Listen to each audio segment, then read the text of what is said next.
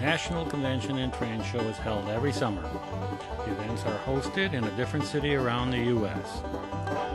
The 2009 Hartford Convention and Show has been planned and presented by NMRA volunteers from around the country and around the world.